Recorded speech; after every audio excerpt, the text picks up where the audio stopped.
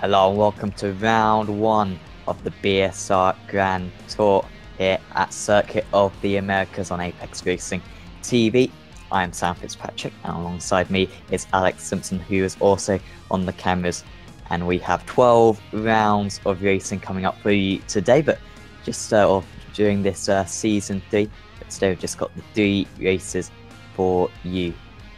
19 drivers out there, and currently Michael Abdoka on pole position. And Alex, we had a lot of fun with this series last season. It's it always is very exciting, this series. Maybe race 1 can become a little bit dull just because it's not quite as mixed up, but then race 2 and race 3 with the reverse grids always guaranteed to have lots of overtaking, lots of action, and I'm really glad that this series has come back, and it should be great fun throughout the season to cover this series. Yeah, hello, good to be back. Yeah, looking forward to this. Obviously, I didn't catch too many of these races last season, and I certainly missed the opening rounds where we had all the different classes in there, and at this particular venue as well. So yeah, it'd be good to see it. But you are right, indeed, 3 races tonight. Usually the first one sort of spreads itself out based on qualifying time, but then we mix up the action with the reverse grids. We spin the wheel for the second race, and there's so we have the power to make it as exciting as possible. So it could be a lot of fun. And then of course the third race is based on the sort of the results of the last one, and a little bit longer in length as well is the final race. So just spices it up just a little bit. So yeah, start of the new season, everything's reset, and yeah, we're GT3 all the way this season as well, so no LMPs involved or GTEs or anything like that. So yeah, should be really exciting, and yeah, looking forward to seeing what you got. So like I said, 19 on the grid at the moment. I think more people are can sign up and have signed up as well. And of course, if you are looking at the series and you fancy a little Sunday league in the GT3s, just a bit casual reverse grid fun, well, give us a shout. We will put you in touch with BSR, who can get you signed up, and yeah, we'll get you added to the Facebook group and things like that. So yeah, it'd be good to see sort of like 20-30 card grids like we see in a lot of the other BSR series. Yeah, it would be great. I think one of the good parts of this season, I think, is the fact that we've got a bit of experience now, because you've been covering the BSR TC and various BSR events, Alex. I'm a little bit fresher, of course, but last season's champion, it was Lee Deemer, wasn't it? I'm just making sure that it was Lee Deemer, yeah. Yes, think so. Yes, I think so. It was a very tight championship battle, which is partly why we're confused. But it was, yeah, an awesome little showdown. It was on the showdown, wasn't it? Yes, thank you. I'm just getting myself confused with all the different BSR series. That's my excuse. Yeah. Sound good? So yeah, it was Lee Deemer taking the title, although there were plenty of other competitive drivers, including Rafe Cullen was right up there, and Anthony Jacobson as well, and plenty of very competitive drivers out there, and probably the most competitive of all, Anwar Smith, who lines up on pole position out there. Michael Abdoka, new driver to the series. We've covered a few events with him before, and he's right alongside on the first row, and only half a tenth off. Anwar Smith actually got that fastest lap, I think, after the checker flag came out. It was a very late effort and did very well to score that pole position. Stuart McFadden starts in 3rd position with Richard Gopenki. Good to see him back in 4th. Those top 4 separated by just 0.2 of a second. Bit of a gap back to Steve Leverley in 5th. Lee Deemer, defending champion, 6th. Michael Blake, 7th. Rafe Cullen in his BMW in 8th. Max Wright, 9th. And Jamie Ayres in 10th. Scott Malcolm, 11th. And it's Michael Gray, Anthony Jacobson, Colin Robinson, Adam Broughton, Grant, Kip Stevens down in 16th. Expect to see him rise up through the field.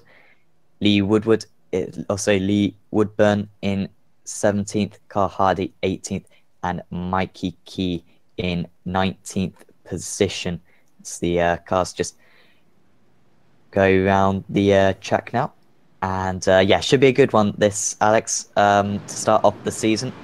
And it's a track that divides opinion, let's say. It's not the most loved track in the world, but it does offer a serious challenge to these drivers. And it's a place where overtaking and skill really need to be in abundance. Yes, indeed it does. It's just something about it that just forces you to kind of compromise on the setup massively. You know, so people have to decide whether they want something that's good in the high speed, something that's good in the low speed. Yeah, it becomes quite a tricky challenge for the engineers, and then of course driving it as well. You know, you'll be strong in one area, slightly weaker in another, and you kind of have to time your overtakes in different sections of the track. So yeah, an interesting one. Yeah, classic Talkadrome, really. Fast speed section, and then some slow corners they're going around right now, and a couple of long straights as well, and some interesting elevation changes and corner entries as well. The width of the circuit does vary a lot, but the drivers won't care about that too much right now, and our Smith will be caring about getting through that turn one very, very quick to hold on to that race lead. And he'll round the final corner, and he's already on the gas. And Michael Abdoka, I think, may have just lost out a little bit there to Stuart McFadden, although he might be able to hold on to it, heading down into turn one. And defending very, very hard is Abdoka. I think he's holding on to that second position, almost into the back of Smith, but round the outside, and they're both... Oh, they thought that they got through okay, but I think there's a car in the middle of the track as well. And just rolling down the field there. That's all Smith. McFadden. Yeah, that's all McFadden could do, unfortunately. Good qualifying for both of them. Comes undone. Yeah, Richard Kubenku really profits from that, along with the entire field, really up 2 positions. Of course, Michael Blake's gone up 3 positions. And Stuart McFadden's not too pleased about that, apparently, on the chat. But yeah, he will maybe be in a good position for race 2. They could be very unlucky if we have a small reverse grid. But a brilliant start for Anwar Smith. He really launched off the grid well there, didn't he, Alex? And yeah, got a nice little lead already. Yeah, that's the thing with the rolling starts. You know, you kind of dictate it somewhat. So you know, you should really get the jump the first lap anyway. It's just whether or not they get the draft. To get a run back on you again. So, but not this time. And of course, there was that little bit of shenanigans behind him. So yeah, he's able to disappear. Yeah, very pleased with that. I'm just looking at drivers who have really profited from that start, but there's not really too many. It's kind of just everyone gone up 2 positions, and then Michael Abdoka and Stuart McFadden down 15 each. And they, Michael Abdoka's already nearly onto the back of the field. It'll be fascinating to see him make his way through. Lee Deemer, defending champion, only up the 1 place. Michael Blake managed to get past him, but he's already looking to respond, and round goes P4, and that's Steve Leverley, new driver into the season. Another driver round. It's a Ferrari, and it's Jamie Ayres. And frustrating for those two, and don't come back onto the circuit like that. That's all McFadden wanted, wasn't it, when he gets around there as well? His 2 drivers just abandoned. It does mean that Michael Abdoka's who's that? Oh, wow. Cole Hardy as well. Literally, they're just all falling apart, haven't they? No! Traction control. Thank you, GT3s. No spin turn for Cole Hardy there. So, reverse gear, that's what you would need, my friend. Michael Abdoka managed to go up 4 positions in that final sector. I don't think he actually overtook anyone. It was just spinners going on around him. Does mean Lee Woodburn is now up 5 positions from his start, and Adam Broughton gone up 6. What a crazy start to this race. What have you got any idea why there are all these mistakes? Because the turn 1 collision was partly down to a lack of grip as well. Yeah, no, I'm a loss to words as well. So I just want to pick up. Obviously, for whatever reason, we seem not to be seeing Woodburn on the tower at the moment. So yeah. But there he is in 13th place. So if you wonder who the gap is, it's Lee Woodburn. Something we'll have to pass over to the development team to see what's going on there. Yeah, no, it's Michael Abdoka just making that move on Woodburn. And it's just a case of how many positions can Abdoka make up. But like I said earlier, if we get a big reverse grid for race 2, he will be in a very, very strong position later on. Anwar Smith, 1.3 seconds ahead of Richard Gafencu. Gafencu really staying close, Alex. And he's not going to have this one all his own way, it seems, Anwar, because on this lap, I think we'll see what the times are. But I think he's lost quite a bit of time this lap, maybe a little bit of a mistake. But yeah, 2 minute 2.09 versus a 2 minute 1.92, so a little bit of a make-up. But yeah, looking good for Richard Gafencu out there. Yeah, Richard was very quick, wasn't he, last season as well? He had some really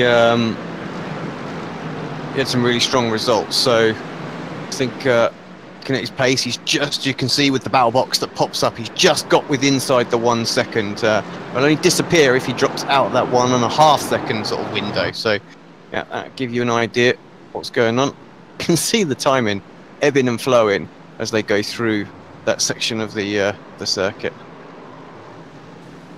Oh, I heard a crash, and it's Lee Diemer, championship defender, and he's gone falling down the field, I think. Big issues for Lee Diemer. I think he smashed into the wall. I heard a big old shunt. And yeah, Lee Diemer will be very, very frustrated with that one, going right to the back of the field. Oh, just living the sorry about that. The yeah, there it is.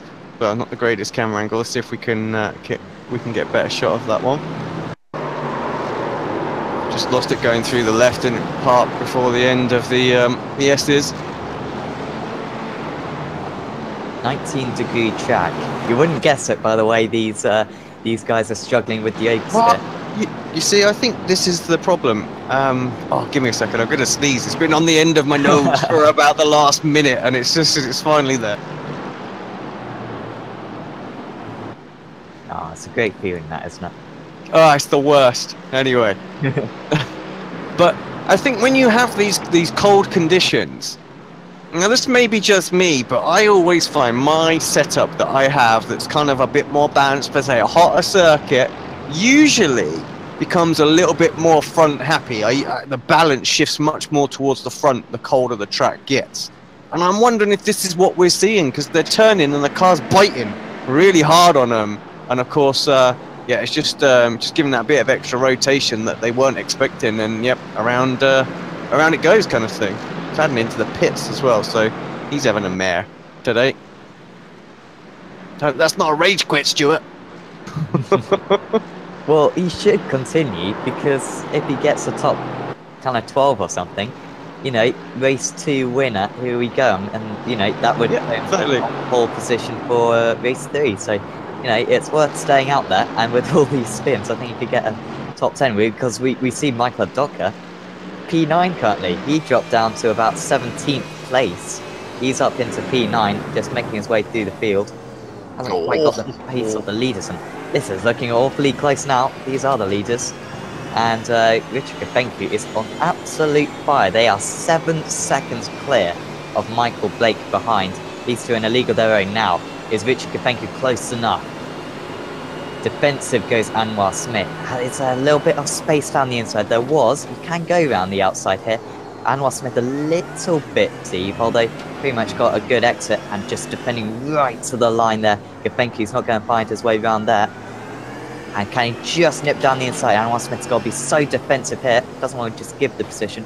I'll take an early apex here just to bend Gafencu off.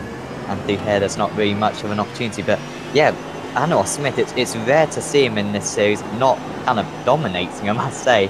And yet right now, he's looking thoroughly second best. Yeah, Richard's really come on a lot in recent races, and you can really see it now. Closed that gap down, hasn't he? And yeah, he's looking strong, and was going to have to go defensive. And you can just see on the map now, the mini map, exactly how far they've pulled away. You know, they're just, the rest of the group is still having a lot of fun out there together, sort of third, fourth, fifth, and back. But yeah, these two just have really stepped it up.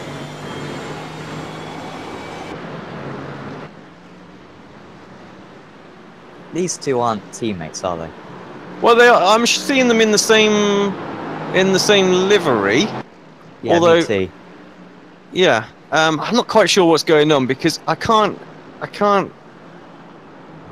believe Anwar Swift should be just down as result clothing. So somewhere along the line, the teams must have all got mixed up. So, because I believe he should be Youth Energy, shouldn't he?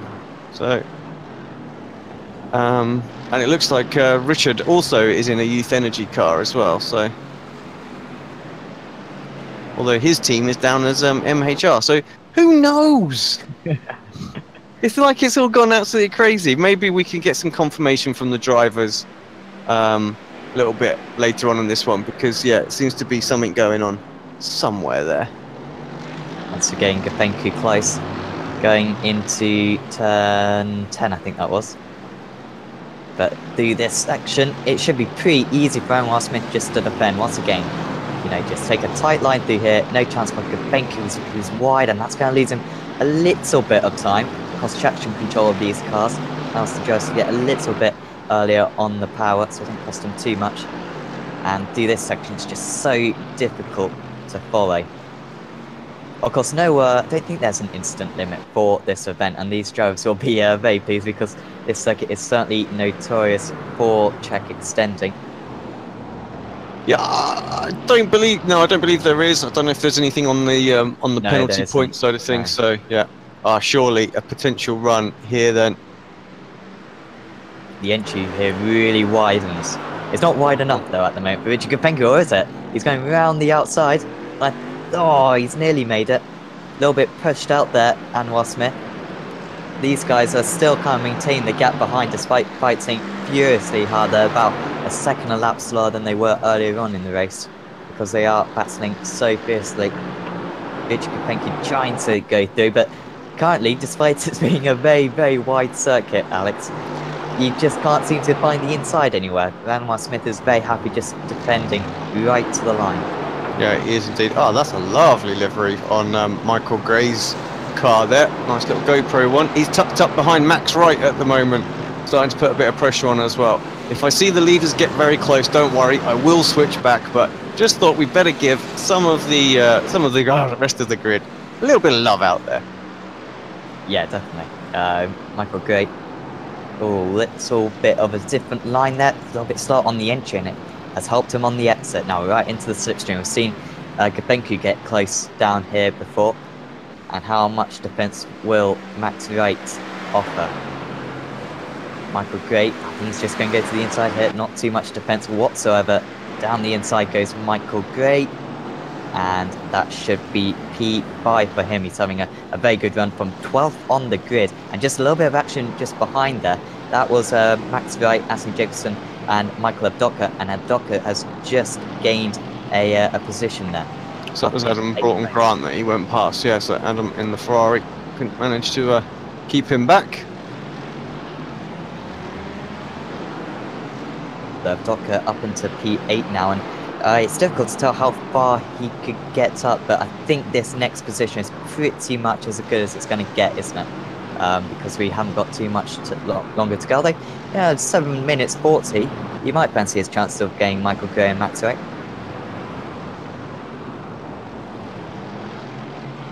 Yeah, couple of seconds. Yeah, there's a possibility. Looking at lap times and stuff like that. That's while we're watching this. This is close.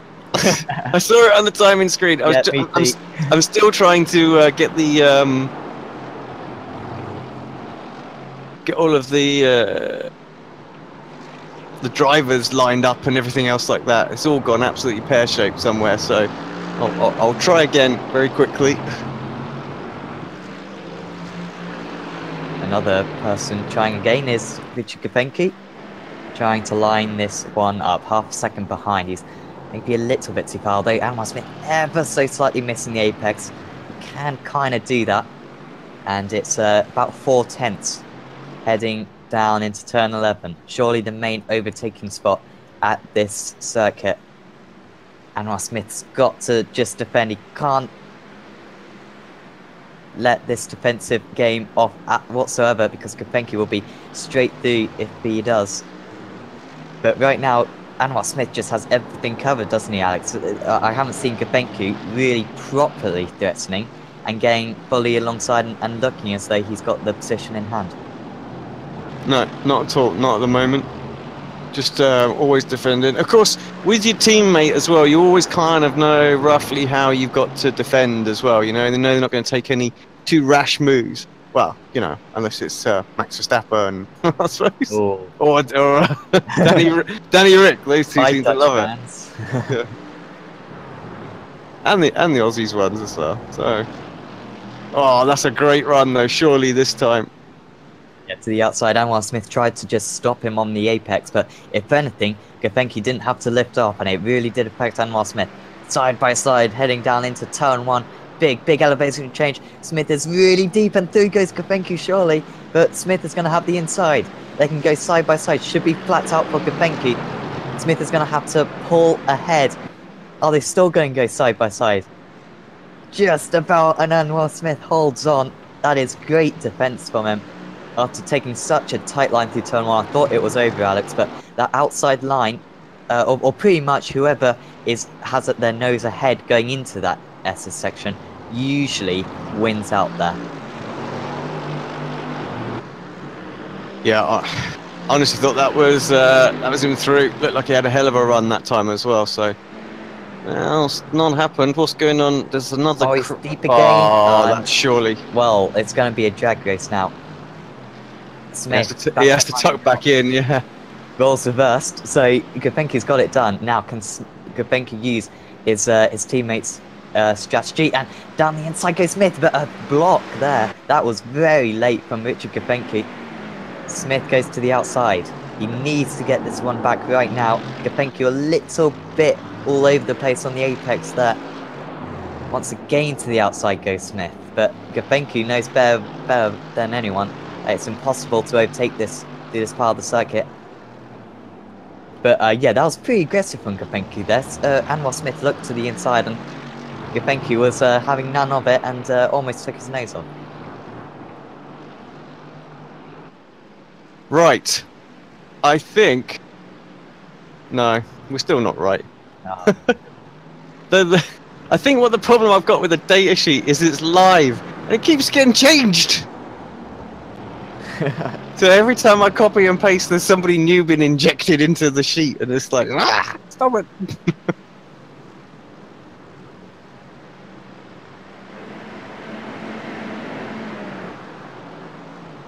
Michael Gray is continuing to drive very well out there, and he's now onto the back of Rafe Cullinan. And in fact, actually, the battle, it might be... Oh, yeah, I think Gray might be able to get this one done, and he is up into P4 now. He is... Michael Gray just got past Rafe Cullinan, but they are still side by side now. Can Cullinan fight back? We saw this a couple of laps ago, although this time Gray seems to have his nose ahead, and he will go through ever so slightly offline, but even more offline is Cullinan, and he's gone round. Oh, he saved it. Well to recover it, didn't he? I was about to say he did well there. I thought that was curtains for sure. That's just yeah, got it collected pretty quickly actually. Otherwise, that could have been serious trouble for Rafe. The Docker from falling to plumb last in the first few corners. This is 3 wide. This is absolutely terrific. Docker moves up into P4 now, but can he get it stopped? Just about Michael Gray loses out. I think that was 2 positions gained for Michael Docker. It was. I think Gray also got past, didn't he, as well? No, he didn't. So Blake... yeah, that... What happened to... Max was just kicking around, wasn't he? Sorry, got myself all confused with what was going on there. He's just sort of there, just waiting to see what happens. I must say, it's weird not to see Max in an Audi, because he was the one Audi driver last season. But yeah, to see him in that bright red Mercedes, seemingly driving very strong. This is a very strong race for him. Could maybe get a top 5 if he can just get past this Michael Gray. But Michael Docker, what a drive from him. From plumb last at one point, he's up into P4. Not going to catch Michael Blake, but still awesome effort. Oh, just a big old slide. That penultimate corner here at Kota. Well, yes, it's tricky, very tricky, and it's so easy to do. It doesn't matter what car you drive. Like, I've done that in GT3s, I've done it in F1 cars, I've done it in LMP cars. You just want to throw it in, and you want the car to stick, and the damn thing never does. Well, certainly I've driven GTEs around here, and one of the most common mistakes for me, at least, was just turn in for that penultimate corner. You just turn in, and the rear end just has none of it, and you can be fine 9 times out of 10, and then one time you just turn that wheel, and the rear end just says no, and it's such a difficult one, like you said, and difficult to keep it in the lines as well.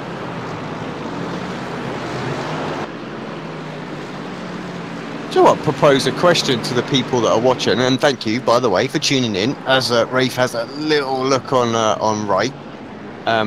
Minimap or no minimap? What is your question? Because minimap gives a good idea of the gaps on circuit. Or would you not rather not see it? Does it take up too much room? In favour? Do you like it? So it's something I'm not sure about. Sometimes I leave it up for a few laps and then take it away, and we used it for that World Championship race, Sam, that we did with Marco and Joe for the whole thing, because it's kind of like an informational based stream, so it's more about the track position. So, but yeah, Rafe having another little look on Max having to defend the inside, so has to take quite a tight line in there. That'll compromise his exit. BMW, of course, very good through the corners. So really fast right. Richard Kubenko has won, I think. Wow, where did that time just disappeared all of a sudden? No. Kubenko comes across. Smith couldn't fight back. Blake is going to come across in third. Yeah, that's a nice drive from Michael Blake on his debut in this series. Michael Abducker also on his debut, starts in second place, dropped down to 18th, and recovers very well to 4th position. Michael Gray was very strong out there as well. Colin Robinson, so clothing, maybe. I'm not sure about the team names. But yeah, coming across very, very close. That's pretty much all the battle, and everyone else, like and typically happens with the this kind of race. Lee Deemer, obviously, after hitting the wall, only 13th for our reigning champion. But yeah, what typically happens, the pack gets spread out, doesn't it, a little bit? Yeah. So races. if you found that race not exactly amazing, trust me, races 2 and 3 will be significantly better, I can assure you. But for now, Richard Kubenko takes the race victory from 4th on the grid. He was absolutely superb there, undoubtedly faster than his main rival Anwar Smith. Paul Sitzer finishes in 2nd place, still a good result for him. Michael Blake on his debut, 7th to 3rd, really picks up the mistakes from others well, and in the end came home 7 seconds clear of the next car. Michael Abducker, good recovery from 18th at one point to 4th. Michael Gray picked up lots of mistakes from others. He finishes in 5th. Max Wright, strong performance from him in 6th. Rafe Cullinan, 7th. He'll be a little bit disappointed after running in 4th in the opening stages. Adam Borton Grant really went up through the grid almost anonymously, 15th to 8th. Steve Leverley, despite a mistake from him, finishes in 9th from 5th on the grid. Scott Malcolm finishes 10th, and then Colin Robinson 11th. Lee Woodburn, 12th, defending champion Lee Deemer in 13th from 6th on the grid. Anthony Jacobson finishes in 14th. Next, Kip Stevens, Jamie Ayres, Carl Hardy, Stuart McFadden, and Mikey Key in 19th position, but he did not take the start. I believe we have a wheel. Indeed we do. Let me bring it up. Right, here we go then. First time we spin for the season. Where's it going to end up? Not particularly large numbers on this wheel, so it's not going to be huge. This could be as big as it could get if it doesn't tick over, and it has done. So 10th place is what we end up with. Scott Malcolm. will Yeah. be on pole position. Colin Robinson and Lee Woodburn will be a bit disappointed with that, but Scott Malcolm with Steve Leverley in second position. Remember, he had a spin, qualified 5th. Could be a very, very interesting second race. Certainly do not miss it. We'll be with you in about quarter of an hour for race 2 of the evening here at the BSR Grand Tour.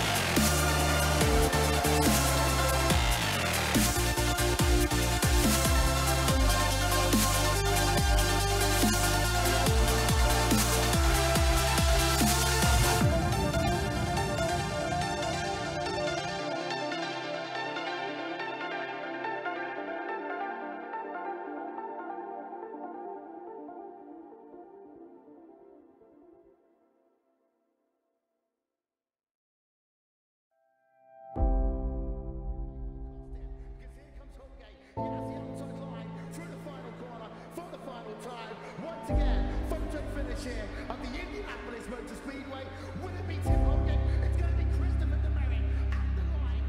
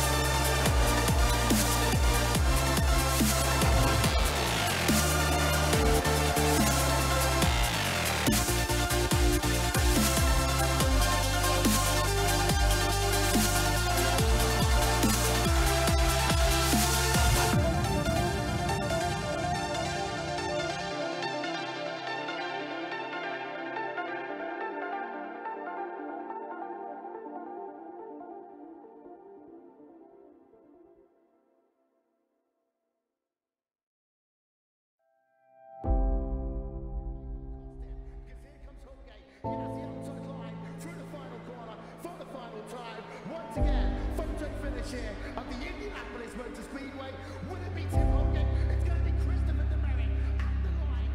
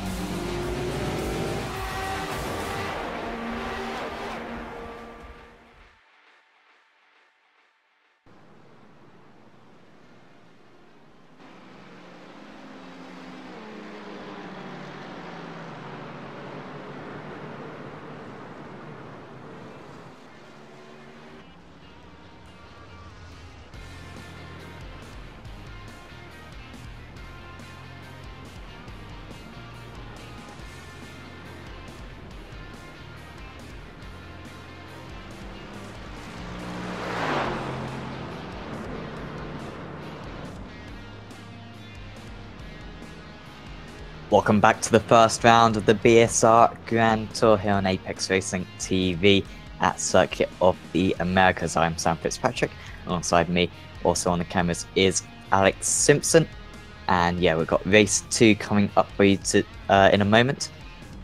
A reverse grid, and it should be a very interesting one after a race victory for Richard Gafencu in race 1, which, to me, Alex, surprised me a bit. I thought Anwar Smith, on pole position, seemingly looked pretty strong, got a great start, and yet Richard Kopenko managed to stay right with him, got very close straight away, and managed to pull off the overtake, and after that kind of drove away. So really does look like an impressive driver, Richard Kopenko, and could be a championship contender perhaps. Yeah, it could be this season. Like you say, great drive, hunted down Anwar, and Anwar got a great start as well, an almost 2-second lead very early on, so it wasn't easy for Richard, and he did that. Good overtake, good battle between them as well, between the two teammates. And I am convinced I have got all the data correct as well. So let me know, drivers. If not, just tell me. Apparently, Lee Deemer's jumped into the wrong car for this one, so that's going to be it's going to be interesting. See what he's done. No setup, and I wonder what he's in. Does it not? I think it normally defaults to the BMW, doesn't it? Is the first one? Is it an alphabetical order? I would have thought it'd be the Audi. I think it's Audi, yeah. Looks like P13. I'm guessing. We'll wait and see. Of course, it wasn't a good start, as wasn't a good race one for him, but it was a good race one for Scott Malcolm, because he will be starting on pole position alongside Steve Leverley in second. Adam Broughton Grant went through the field very impressively, so he starts in third. Dave Cullinan starts fourth. It's Max Wright, Michael Gray. Michael have docketed really well to make his way up through the field. Certainly one to watch there. Michael Blake on his debut got a podium, really good drive. Anwar Smith starts in 9th, and Richard Kopenko race 1 winner in 10th. And Colin Robinson finished the last race in 11th, so that's going to be where he starts for this one. Lee Woodburn in 12th. Lee Deemer, wrong car, and wasn't a good race 1 either, running in the top 5 at one point, but a spin in the S's put him out of contention. Anthony Jacobson starts in 14th, then Kip Stevens 15th, Jamie Ayres 16th, and then Carl Hardy and Stuart McFadden rounding out the field as they now round through this kind of Turkey Turn 8-esque corner. I don't know why they should literally just call that Turkey Turn 8. That should be the name of it. I'd be done with it. It's nothing like it. It's completely the wrong way around. It's a lot tighter, but still. That's how everyone refers to it. So just to pick up on something as well, Michael Gray into the pits. He had to jump back to the pits. So I'm guessing either an issue with the setup, not enough fuel, or something along those lines for Gray. And then, of course, yes, the other key point, Lee Deemer in the Audi. We can see the logo of the car there. So this should be fun, watching him struggle with that car. So let's hope the baseline setup's any good. Here we go then. Away. And it's a decent start actually for Adam Broughton Grant. Is that, or Steve Leverley just moving up? And pretty solid stuff for these guys. Ralph Cullinan down the inside, going for P3 past Adam Broughton Grant. Can he get stopped? Leader a little bit wide, but they seem to all be smooth through there. Well, someone a little bit out of shape at the top of the hill. I think that was Kip Stevens in the Martini Black Star Racing Mercedes there. Yeah, he wasn't starting too far up himself anyway. P15 on the grid, and already under pressure is Scott Malcolm. Under pressure from Steve Leverley, and Ralph Cullinan is straight away onto the back of these guys. This could be a good race for Ralph Cullinan. A little bit of side-by-side just behind as well. I think that was Michael Docker maybe losing out, if anything, down into P9 for him. But it's been a good start for Kopenko, up 3 positions up into 7th, and that's a move just ahead of Smith. And Smith, oh, how did he not get spun around there? Constantino effect for everyone. Lots of contact, and in the end, not too much changes. Yeah, they were kind of lucky there, actually. I thought, like you say, we were going to see someone go around, because everyone had to check up. But all good in the end. Oh, hello, down everyone. The inside, and that's so deep. Wow, how has he got that one stop? That was Max Wright. What a move. But Max Obaid's left himself vulnerable here. Has to take a slightly wider line. Should have the inside for this next section. And actually, Michael Blake's got to be careful from Richard Kopenko, who'll no doubt slot down the inside. Blake should be able to hang on it side by side, going into Turkey Turn 8 and hanging on to the inside there. And Max Wright just ahead of these guys. Can Blake hang on to that one? Kopenko down the inside, but Blake holds on for now. That's losing these guys a lot of time. Gafenki has to defend down into the final corner. He doesn't want to let Smith pass, but Smith, I think, is going to go past. Down the outside. That's a line. Different one for sure. Between two teammates. No love lost really, is there, between them? It's like, no, I'll extend the track if I need to get by you. Oh, Smith knows, of course, if he can get past Richard and get through the traffic a bit quicker, there's got an good opportunity to get, obviously, the points that he lost, and he has got through on his teammate now. Back on off the first race. Dima struggling big time in the Audi, second from last, unfortunately. Only Michael Gray, who's way down. I can imagine what it's like driving a car that you've got no idea what it's like. Big shout out and thank you to everybody that has tuned in and watched this, whether it be live or afterwards as well. Support the channel, hit that like button, hit that share button if you're on Facebook as well.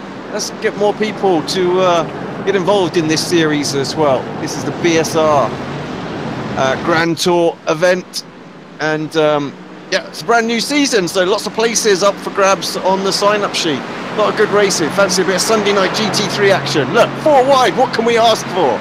Nothing more. Okay, 3 wide. Nearly 4. Oh, it is going to be 4 wide. Oh, there you go.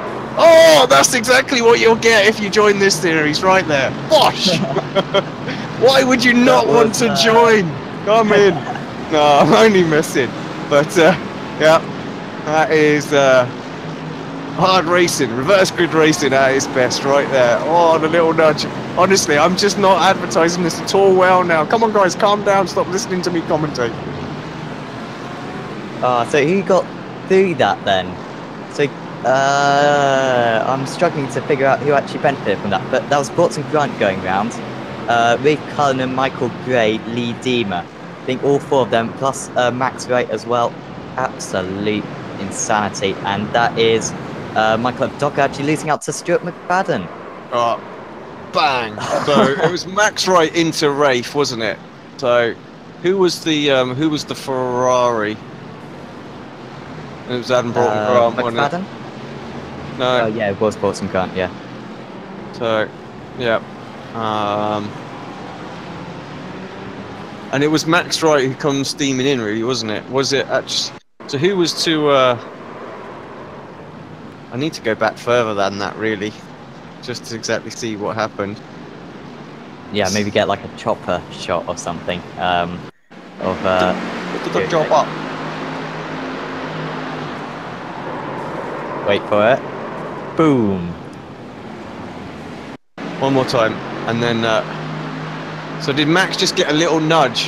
Yeah, he did. Oh wow, yeah. From one of the Youth Energy guys, and carnage unfolded.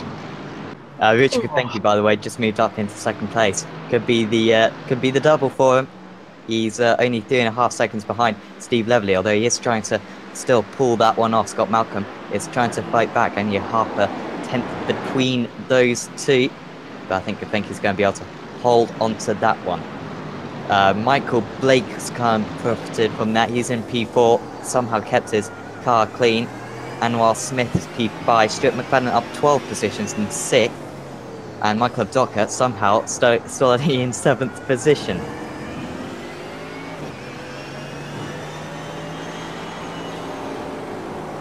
But I don't know how Gafenki's profited, because he's so far ahead of, well, he's only 2.5 seconds ahead of Anwar Smith, but he's driven this one absolutely perfectly. Yeah, indeed. Should we go back and watch his overtake on Scott Malcolm for 2nd place? Just exactly how he did that. Of course, he didn't get involved in any of that shenanigans. So he caught like 4 or 5 places there. Ah, what a great run out of the final corner of the S's. Going to be up the inside. Not much Malcolm to do. Well, he could defend it, but he doesn't. And yeah, I think we're up the inside. Absolutely nails the apex as well. Kind of thought that Malcolm might have got a run back here. Did he? Did he not? He tries. I think he actually backs off a little bit here, a little bit early. He realised to say he's not going to go down the outside. Oh, Benny's kind of getting a bit squeezed there. Gafenki not leaving him too much space, and Malcolm didn't really have another choice.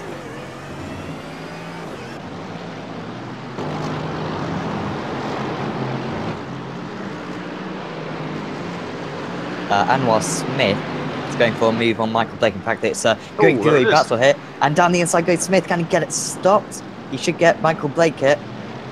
Michael Abdocker's going to be just behind these guys, although he's struggling quite a bit with Stuart McFadden. And now Anwar Smith is going to have a chance of getting Scott Malcolm. So this is all of a sudden working out very well for him.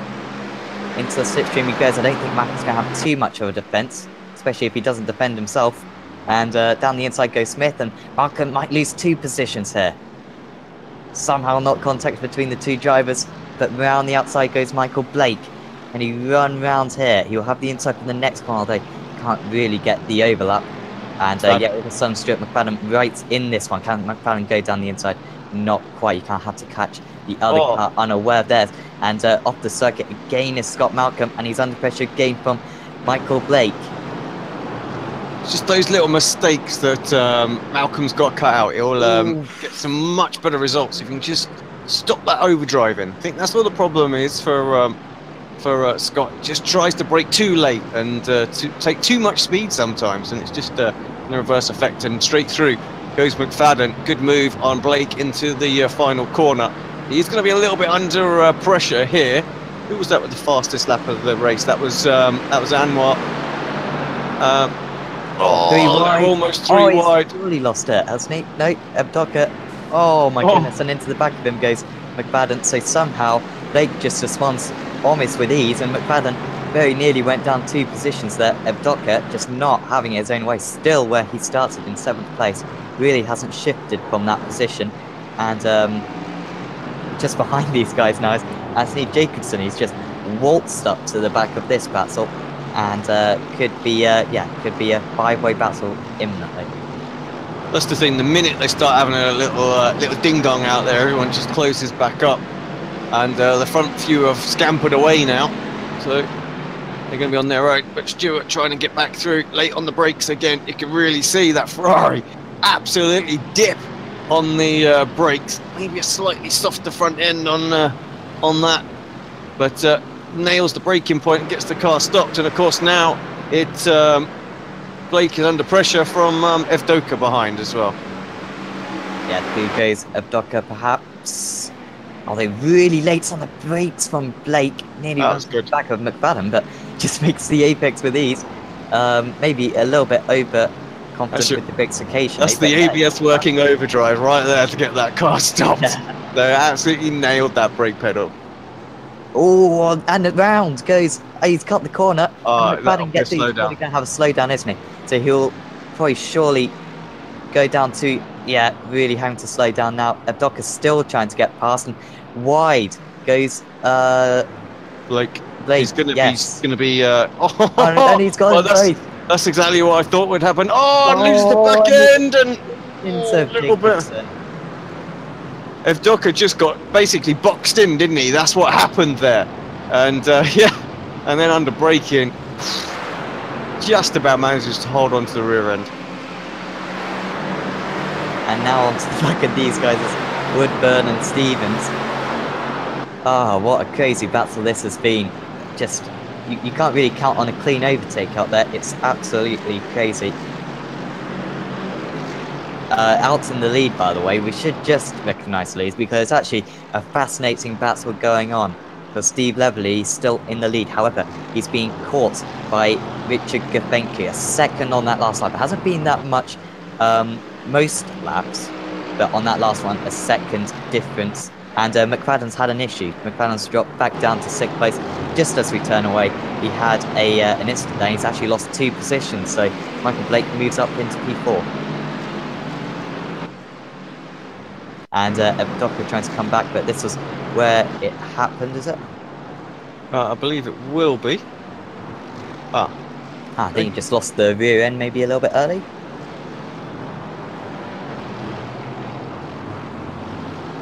Let's see if we can get a better shot of that.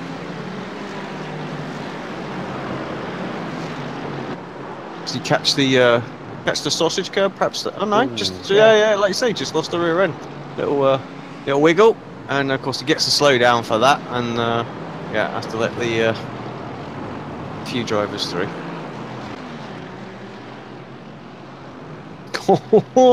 back on though.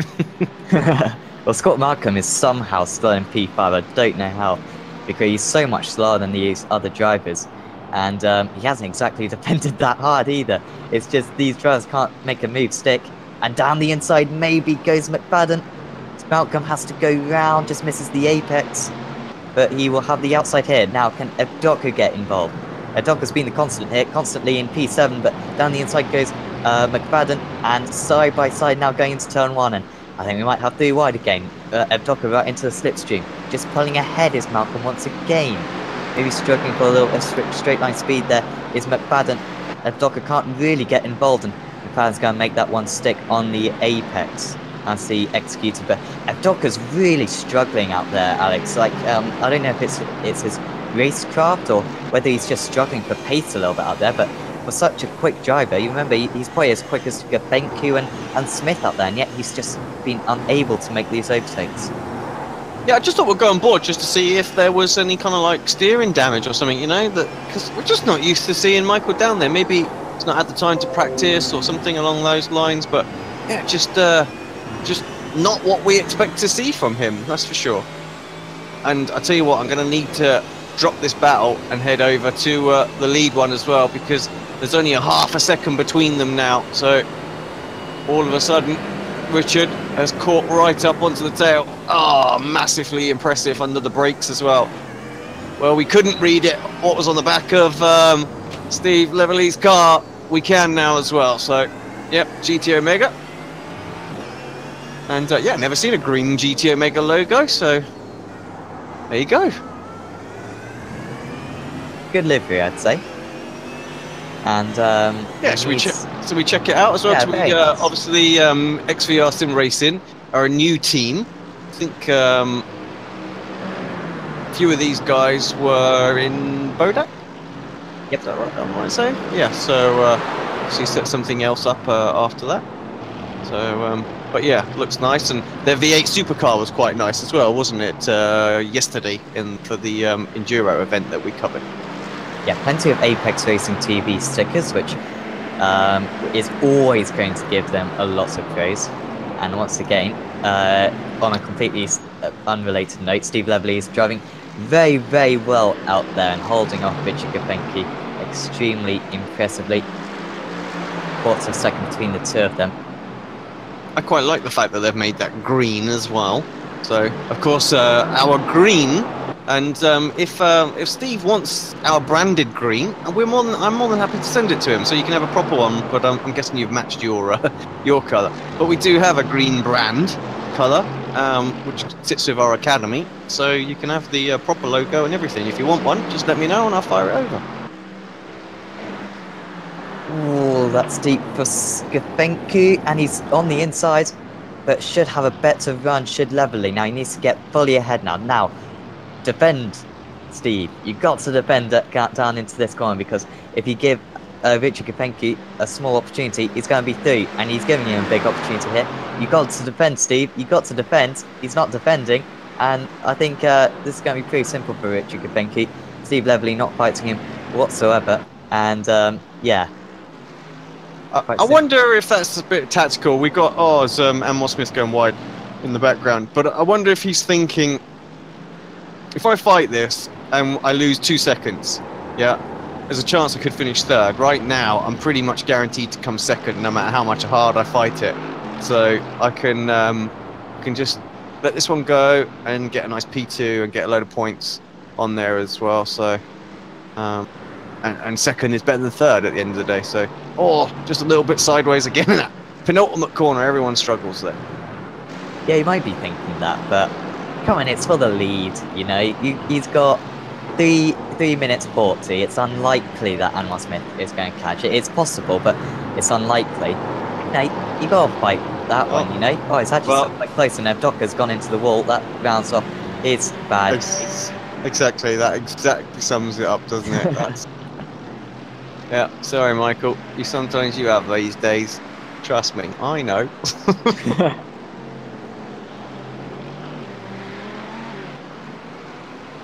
Yeah, Lee Deemer confirming no setup on the Audi at all. So baseline all the way. I bet that was fantastic. I don't know who builds those iRacing default setups, but yeah, it's no one we want on our team, that's for sure.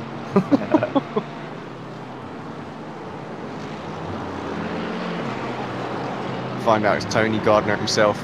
It's like, oh, what's wrong with my sets?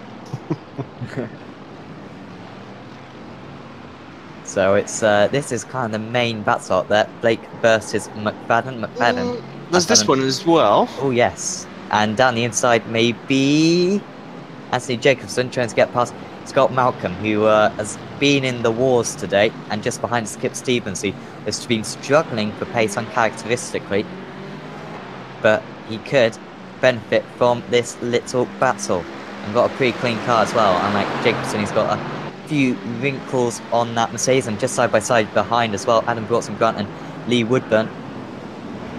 And I think Broughton Grant making his way back through the field after that massive incident earlier on, and he's actually just lost out there, I think.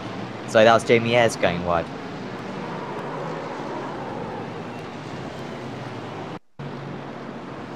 Oh, jumped back a bit too far, I think, for Jamie's one there, but we should see exactly how this happens.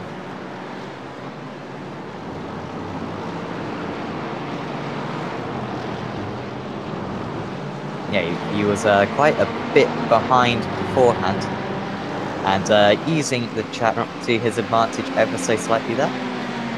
Yeah, that was the first of the off-tracks, and he has another one as well, which we were going to see. Of course, these guys were battling ahead, allowed him to get the run. Of course, the Ferrari is not the quickest to get up to speed, but once it gets there, it is the quickest. So, in this long back straight, can definitely do its thing. Just going to be late on the brakes. Oh, I think he missed his braking point there. Yes, that was lucky. I tell you, it was a good job. Gray saw him. Was it Gray? Yeah, it was Gray. Saw him coming, really. Yeah, I think it was Woodburn on the outside. That was impressive. Yeah, for him to just turn out of the corner ever so slightly there. And still Jacobson under pressure from Stevens, which could be a really good day or really good race for Stevens, like I said earlier. Uncharacteristically off the pace, but not off the pace now, and he's down the inside. And a poor exit there for Jacobson. Could still get a decent run though in the slipstream. Not super powerful in these GT3 cars, fortunately. We'll see him drag ever so slightly closer, but you know what? That little bit of damage on that Mercedes means that he's not getting any closer. Still could be close, and down the inside he goes. And that's an awesome move from Anthony Jacobson. Where's Stevens? Is he on the outside still? Yes, he is, and he's going to have the inside hit. Full commitment, that was, wasn't it? Oh, Stevens wide. A little bit of a tank slapper, and Gapenku's going across the line now for the race victory. First gear I wouldn't have said was necessarily the right gear for that corner, but that's what Jacobson's using. I can understand it at the hairpin. Oh, but you know what? We've gone and done it again. White, the checker flag has come out, and Richard Gapenku takes the win here. Let's see him as he comes across the start-finish line. There it is, closely followed by Steve Lavelli. And then we've got that battle that's gone on as well. Everyone else really, really close. Just that's it. We try and watch these battles. So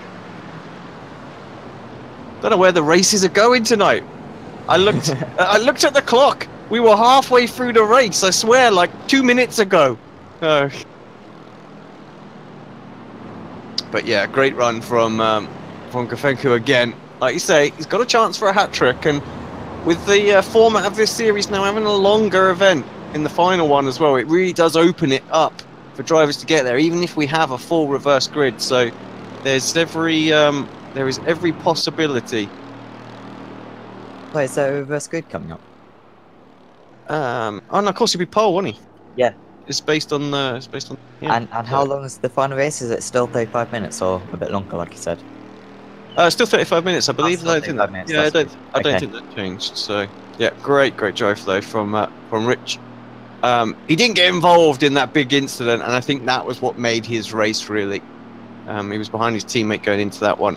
Smith couldn't quite get to Steve. See, I told you it was a right call from Steve. Well, maybe if he had defended, he could have won the race. But that's we'll never know, I guess. But yeah, hopefully he'll be able to challenge Richard Kapenki. We're still in waiting race for 3. someone to finish, are we? Oh, are we? There we go. Please Ray do. Cullinan. Yeah, there he is. He's come through. So, Richard Kapenki takes the win. It's a double, and it could well be a triple. I'm not sure if anyone did the triple last season, but it would be incredibly impressive if Richard could pull that one off Steve Lavelli. Really good drive from him in second place. Although maybe he could have put up a bit more of a fight for the win in the closing stages. And while Smith started in 9th, finishes in 3rd. Stuart McFadden, what a drive from him. 18th on the grid and finishes in P4. We know he's quick. Could have maybe even won the first race, but comes home in 4th in this one. And he'll certainly be a race challenger in race 3. Michael Blake finishes in 5th. Scott Malcolm 6th. Kip Stevens did well from 15th to 7th. Anthony Jacobson 14th to 8th. Adam Broughton Grant 3rd to 9th. He'll be a bit frustrated with that one. Michael Gray 6th to 10th.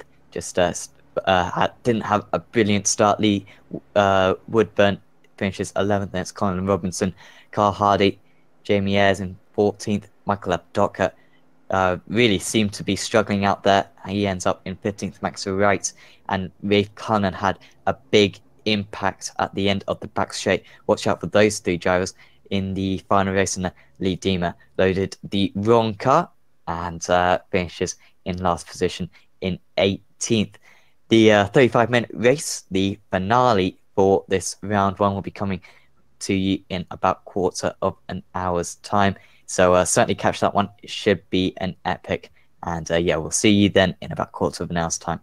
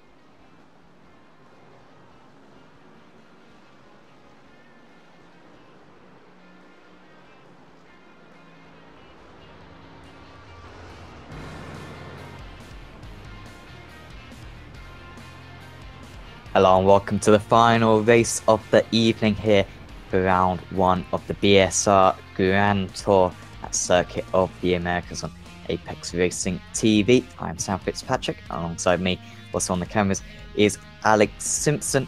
And yeah, we've got a 35-minute race to conclude this opening round of the season. It should certainly be a good one. A compulsory pit stop for all the drivers, but from pole position it will be Richard Kopenke. And Alex, it's been a perfect drive so far from Richard today. A double already, triple looking very possible for him. He's been absolutely faultless, and he's got to be the big favourite for this final race. I would think so. He's looked very, very strong. So, yeah, I fully expect that he's got a great opportunity here to get it done.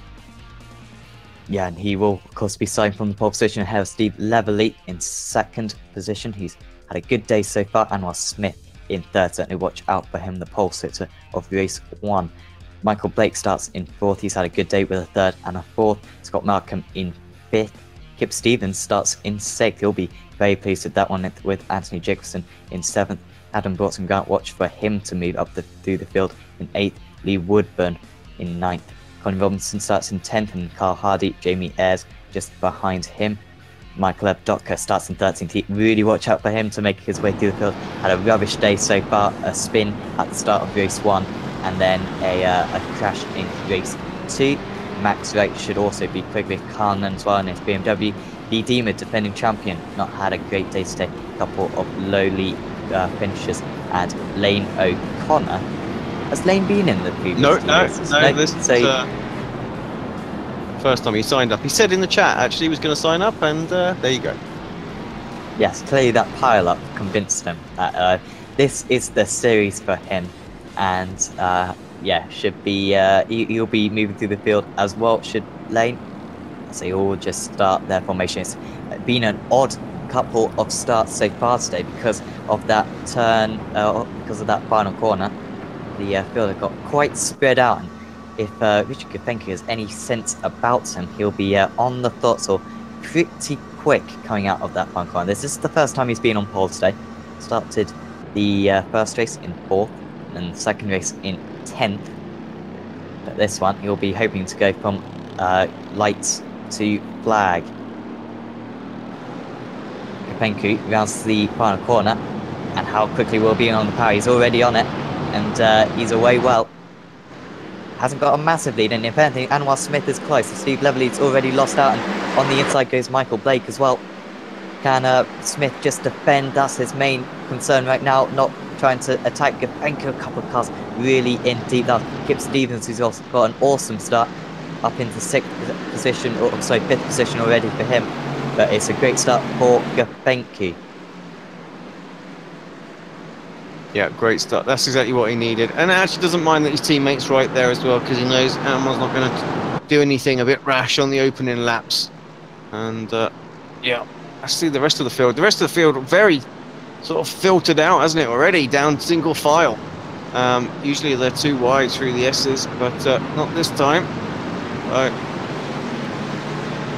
Could almost be a repeat of what we saw in race 1, where just sort of fanned out over the course of the race. A few people going for some moves. Oh, that is ridiculously late from whoever that is in the BMW. Oh, and round goes Ayres. The BMW was that Hardy, I think, going in really deep, and had to pretty much stop on the inside of the circuit. And he's now just losing out to Ray Cullinan. Really close with Scott Malcolm. Holding on to that position, can he? He's got the inside line against Adam Broughton Grant. No, brilliant start for Malcolm. He's already lost out to Kip Stevens, and around the outside goes Broughton Grant. But Malcolm should just be able to get ahead, but Broughton Grant's still got a nose in there, and that could be crucial because he'll have the inside here trying to get involved. Just behind is Jacobson somehow. There wasn't contact between the two of them. Colin Robinson just behind those two as well. Richard Kopenke still under pressure from Anwar Smith. Steve Leverley in 3rd position, so they're all staying pretty close. Can't leave that top 5, and good to see Kip Stevens competitive once again after a tricky race 1. But does Smith have to get this one done now so that his teammate doesn't pull away? Because in race 1 it was pretty clear that Kopenke had the pace advantage. Yeah, I don't think it matters when he got it done, does it? Like you say, he has the advantage. I think what Smith needs to do, he's got a half hour here. He needs to hope that perhaps he's holding onto the tyres a bit better than his teammate. Try and pick and follow Rich's lines, see where he is slightly better. Try and work on improving his couple of sectors, so you know, that he can mount a bit of a challenge. So I don't think he needs to get to the front right this second. He just needs to take a second, learn, and try and see if he can at least keep with his teammate for the start of this one, and then see as the run goes on if he can come back to him. Of course, we are expecting a pit stop in this race as well. Yeah, because this is such a tricky and technical circuit that it is a circuit where you can follow a faster driver and actually learn a couple of tips, particularly because in every car that you drive around here, you kind of got to take different lines through multiple corners. This is a big old fight currently. It's Adam Borton, Grant, Anthony Jacobson just behind, Scott Malcolm, Colin Robinson, and yeah, so Borton Grant's pulled away a little bit, so it's Anthony Jacobson at the head of this one. Seemingly no moves at the end of this back straight. Deep on the brakes goes the BMW, and maybe going to the inside here is Max Wright.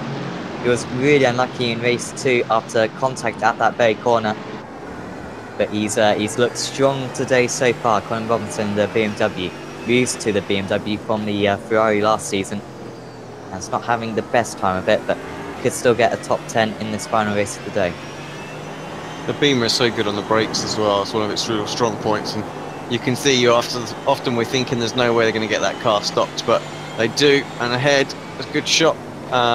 Wright's got the best seat in the house to see the battle between Robinson and Scott Malcolm. I'm just having a look on the final corner, just sticking his nose out, not making a move, just putting Scott under more and more pressure, and got a great run out of the final corner. Yeah, so here comes Robinson, and down the inside he goes, but he can't quite make it, and still ahead is Scott Malcolm. Malcolm's got used to defending around here, because in race 2 he started high up. I think he actually started on pole for race 2 and ended up in 5th place, but constantly had cars queuing up behind him. But he's got more cars queuing up behind him right now, but so far, Alex, we've seen today, despite being a very wide circuit, if you do defend well, it is difficult to force that overtake, because there's not too many places where you can kind of go around the outside. No, and I think we've seen this with the Tilke tracks, isn't it? One corner leads into another, to another, to another, then they're back and forth, and that's kind of how it goes. And contact. Max Wright, that was a bit brave, and he's really paid for it. Oh, engine blown as well. Pop. Is it? I don't think so. I think that's just the wheel spin. Somehow. Wheel smoke, yeah, I don't know how you get wheel spin in a car with traction control, but there you go. Got a pretty hard hit, and he is holding steering as well, so suspension damage for Wright there. That's unfortunate. We'll get a fast repair, of course, but should get to the end of the race with one more tank of fuel, so could still finish in the top 10 if he's lucky. We've Carlin up into 8th place, started 15th, up into 8th, up 7 positions. It's got Malcolm, then lost out that position then. And Michael Adok is just behind these guys in P10. We haven't spoken about him so far in this race, but he really needs a few points, because it's been a very frustrating couple of races already for him. Usually a driver that we've seen in the Euro V8s at least, just constantly picking up the high positions, but today it's been anything but he should be able to make that move with Scott Malcolm very soon. Although he couldn't make the move in race 2, could he? So maybe this will be a little bit more difficult, and he's having to go to the outside. We've got a BMW in the background almost spinning it, and Docker's nearly off the circuit, thinks better of it, lifts off, maybe thinks he can get the inside for turn 1. That's so deep for Docker, but he's got it perfectly. Stopped on the apex and up into P9. Good move from Michael. Just knew how wide that corner was, and he could throw it in a bit deep there as long as he was committed enough to get well and truly up the inside and not have to use Malcolm as any form of brakes. And he did there. He did just that. Great move. Pretty close between our sort of front pack still. Venku just starting to pull away, but surprisingly, Lavelli keeping right with Anwar Smith. And yeah, that has surprised me. I have to say, I thought these guys would, well, certainly Smith would pull away a little bit more, but Blake right there as well. And Kip Stevens not too far back, just at 1.2 seconds back. So, and that's going to, yeah, that's going to be a bit more. Yeah, Kip, nice little gap over Adam Broughton Grant, about 6 seconds, so he should be strong for a P5 out there. But currently Richard Kopenka controlling the pace very nicely indeed. But yeah, I'm surprised as well that Steve Lavelli and also Michael Blake are staying so close to the back of Anwar Smith. I doubt Smith's going to hold up these guys to help his teammate, because Smith wants to win the race himself, so that couldn't possibly be a thing. But deliberately or not, it's kind of happening, I think, currently, because it's difficult to tell whether or not Lavelli and Blake have a bit more pace. But Anwar Smith on that last lap was 0.3 slower, so yeah, it's an interesting one. He has got a bit of damage. I noticed that. It looks more scuffing than anything. It goes in a little bit deep. So I wonder if that's maybe caused him a little something that we don't know about. Well, I think Evdok is about to get Cullinan. Yeah, Evdok has just got Cullinan, I think, at turn 1. And yep, there he is, down the inside very wide turn 1. I think it's, I'm not sure how many stories, it's like 3 stories high or something, that turn 1. It's ridiculous. Yeah, it is ridiculous. And yeah, I wonder why you can brake so late there as well. Come from quite a way back. I mean, I wouldn't have said he was in range to have a run, but that's the difference between the Merc and the Beamer for you right there. It looked in the end actually fairly straightforward.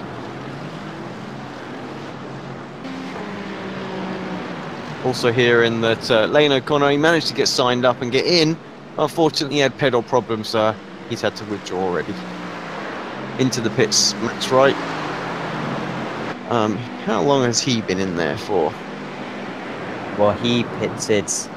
Well, he must have pitted after that collision he had, the steering damage. Yeah, is he still in the pits, or yeah? He's out now. Good. Yeah. Okay. 41.62, and he should be able to go to the end of the race now on that fuel.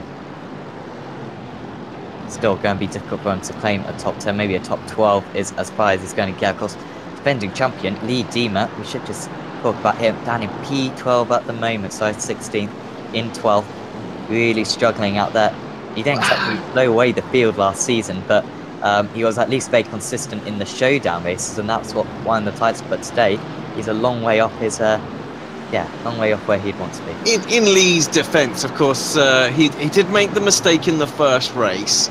I'm not sure that's coming to his defence, but you know, that's what set him back. And then, of course, he made the mistake with being in the Audi, of course, which put him right to the back of this grid. So he is working his way up the field, and yeah, he's up 4 spots now. So we'll see what he can do. There's still lots of people in range. So yeah, let's see how he does. I think if he can get sort of inside the top 8, I think he would consider that a pretty decent sort of recovery. Although, of course, he didn't score any points for the last race because he had to retire after picking the Audi. It's funny, the Audi a couple of seasons ago, that was the go-to car. You know, everyone wanted that, but it's been nerfed and nerfed and nerfed and nerfed and nerfed by iRacing so much that no one wants it anymore. Well, I've still heard that it might be the fastest, and there goes Lee Diemer down the inside. A little bit brave there, but made it well and won't lose any more time, although he's a little bit tight there, and maybe could be a response here from Lee Woodburn, but he's a little bit too far back. Carl Hardy now onto the tail of that white and blue car, and down the inside he goes, a little bit tight between the turn, and it's going to be a straight drag race down the straight now. But yeah, I think the Audi, I thought I heard that maybe it's still arguably the fastest car out there, and yet no one's using it. We're seeing a lot more BMWs, if anything, than Audis.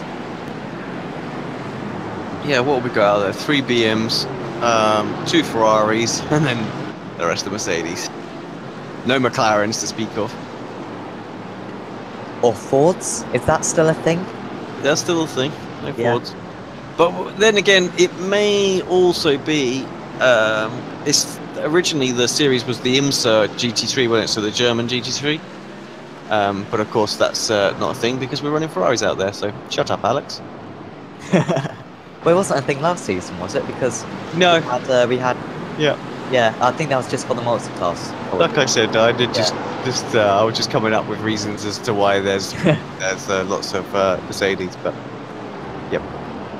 And of course the Audi would be German anyway, so Yeah. like Yeah, I said, double there. shut up, Alex. Talking nonsense, son. Malcolm just seems to be under pressure all meeting long. doesn't yeah. he? So Dima with him right now, just to check back in what's going on at the front. See again on the mini map, not too much. And for those that are tuning in or have watching this one for the first time, I know this is the third race, and I'm going to tell you about this. So quick little breakdown on what we've got on the overlay. Again, it's still relatively new. If you're wondering what the little flashes of red are on the tower, that's just to indicate that a driver has exceeded the track limits as far as the GPS sort of waypoint is concerned.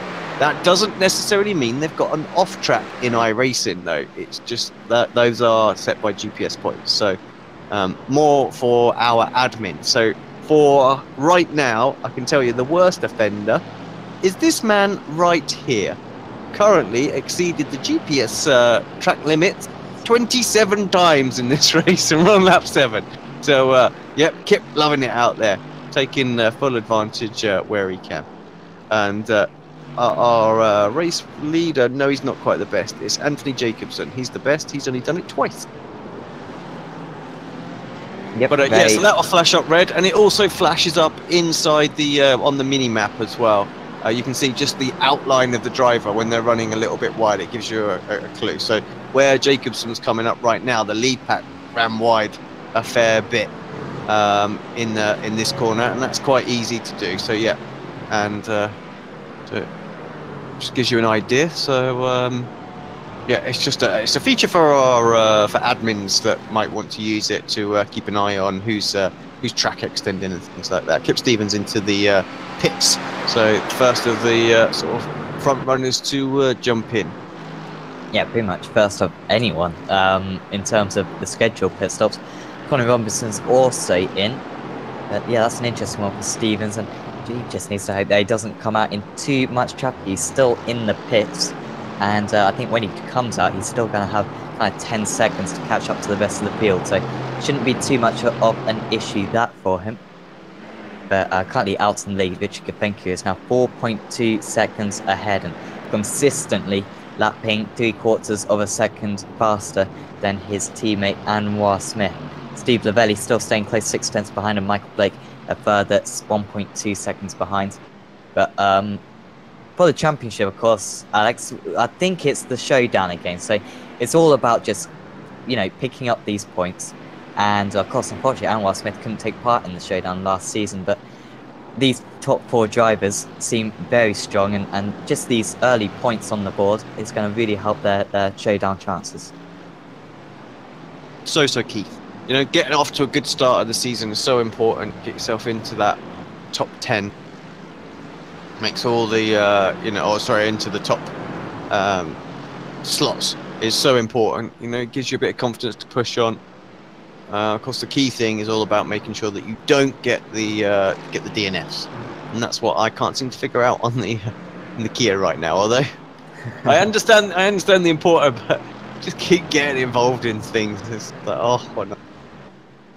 Can you still get into the showdown? How many get into the showdown at the end of the season? Well, I think it's 12 on the BSR TT, so yeah, I can still make it in there. I'm on 16th overall at the moment, so I was 12th a few weeks ago, so but yeah, just had a couple of mares, so just again 3 or 4 weeks clean, finishing all 3 races and getting some good results, and you jump back in there pretty quickly.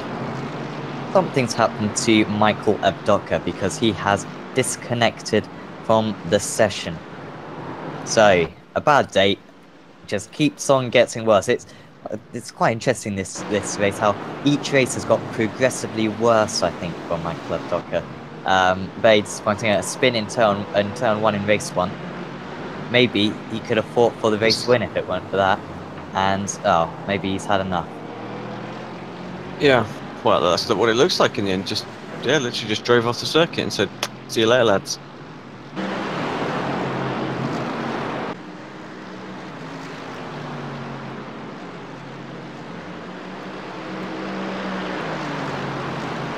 Of course, hopefully we'll see him back next week. New drivers to the series, and of course we've seen him about a little bit. I've actually done the Bathurst 12 hours with him, and I think everyone on Apex Racing TV realises how quick a driver he is, and a bit sort of the circuit there goes Anwar Smith. Thankfully, there was a car park on the outside of the circuit, and he's been able to get back on, not losing too much time. Struggling, isn't he? Just there, Yeah. that car was all over the shop. Novelli looks very calm and controlled behind. He's got carrying a bit of damage. You can see that on the front left of the bonnet there. So not going to be ideal with the aerodynamics. We'll slow him down ever so slightly. I think he's running just a little bit wide off of the penultimate corner. And it must be difficult for these drivers because you see the outside of the circuit there. They could probably give themselves an extra, 3/4 of a second a lap, couldn't they, by just extending out onto that part of the circuit. But it's good to see these two at least staying within the white lines. Now from Lavelli get to the inside very deep on the brakes of Smith, but as we've already talked about, such a large elevation change which you can't really appreciate, I think, unless you're really there. It's so steep there that you can be so deep. But yeah, I don't know if you've ever had that, Alex, in terms of like the sportsmanship factor, but it's kind of difficult around a circuit like this because, like I said, you can have a huge gain, but then it's not very fair if you're just extending the circuit everywhere. Yeah, yeah, it's a tough one, isn't it? So, I think if I'm going to be completely honest and truthful, when you're under the cosh and when somebody's hunting you down, you don't mind, like that right-hander that we went through there. That's notorious as well, isn't it, for the off-track there? Because it opens up the next left, and you can gain a good 2-3 tenths, well, 2 tenths there if you nail that, and you just sort of cut the corner a little bit. You don't get slow down, but when I'm being hunted down, I don't think twice about just having a couple here and there around this circuit, just to try and mitigate the rate that the driver behind is catching up. So. If you've got them in sort of loop, and it's worth doing. And that can be the issue when you have a series where they don't disqualify you, is people can take the mickey with them. So, but like on the official series or like the World Championship, we get like 15 or 17 for the official. If I know that I can do the last 3 or 4 laps, but while I'm under the pressure, pick up 3 or 4 because I've got 10 left, then. Yeah, I won't think twice about it, to be honest. And I think there's a lot of people in the real world that would be exactly the same. Yeah, definitely. Well, I like to think there are. Maybe that's just me giving the excuse you're cheating, Yeah, so Michael Blake came in, and so did the race leader. Yeah, so both. Or it's so I thought Lavelli might be able to go or move on Anwar Smith, but wasn't quite close enough. Venku stationary, just perfectly on his marks. His the last pit stall. You can see the time in there as well on the screen, just to quickly interrupt. So you can see the main time is the length of time in the pit lane, and then in the brackets, which has come up to 12 now, that's how long he was stationary, so you can compare. It's 43.65 in there, 14 seconds for Blake, so he was slightly longer in the actual box. Yeah, that'll be how much fuel they take.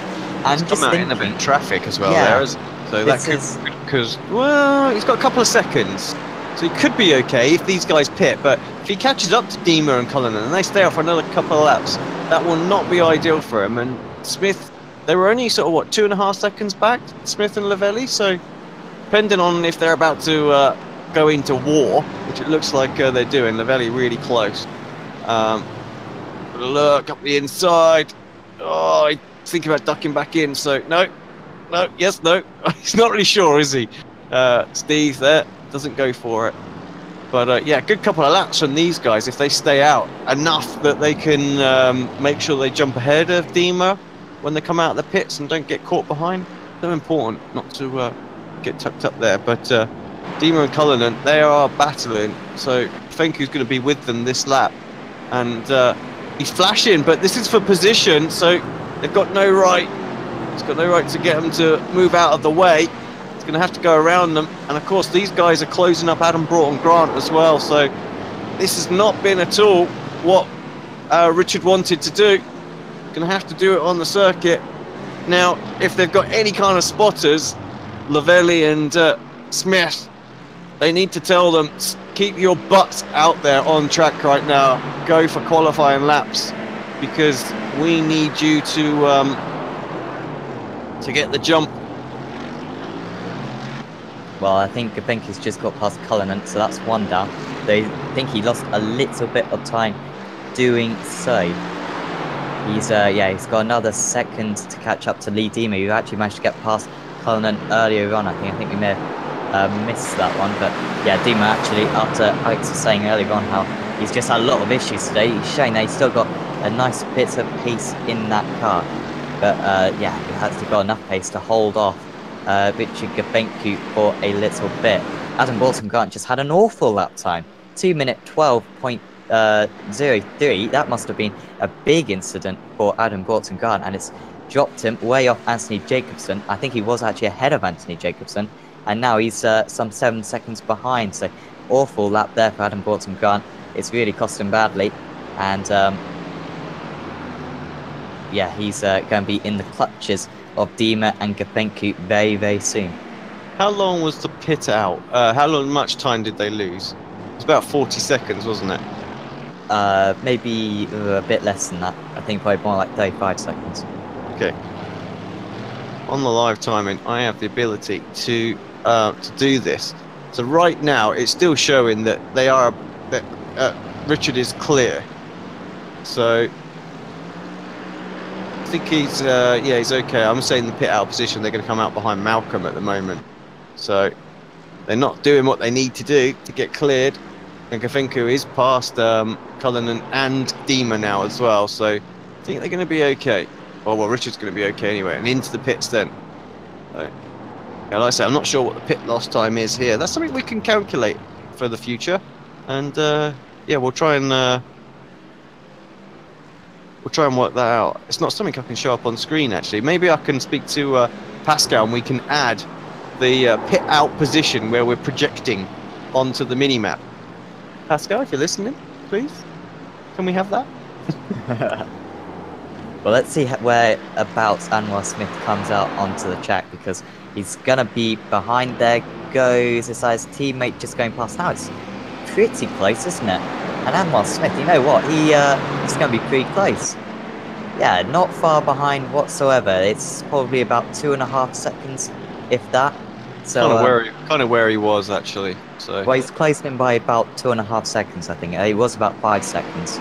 He lost quite a bit of time just before the stops, but yeah, back to not too far behind, within 2 seconds. So if Lavelli can put in a couple of really nice laps now, he needs to try to go as far as he can, because Gabenku might catch Broughton Grant, and if that happens, then he could lose about a second if he stays behind for a lap.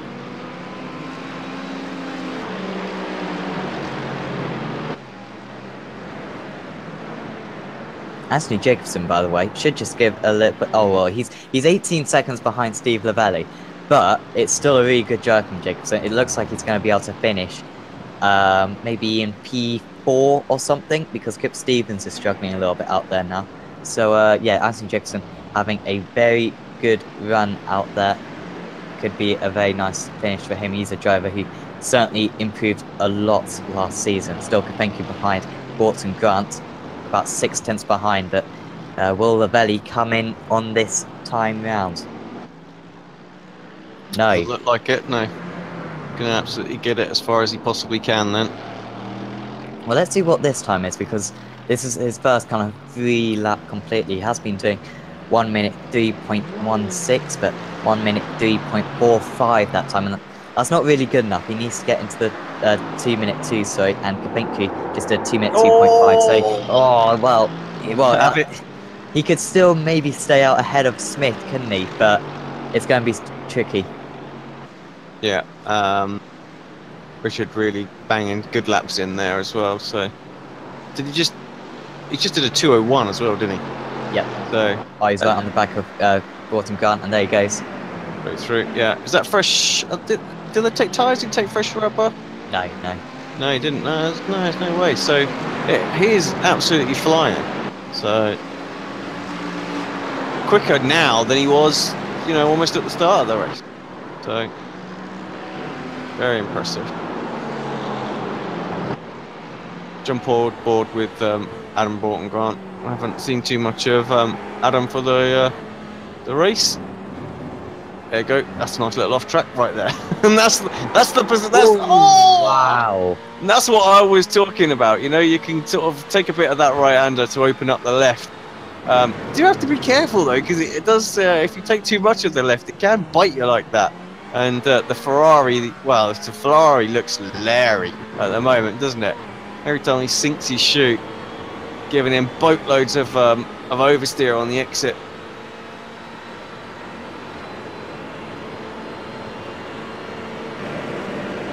See Dima closing in the background on his dashboard.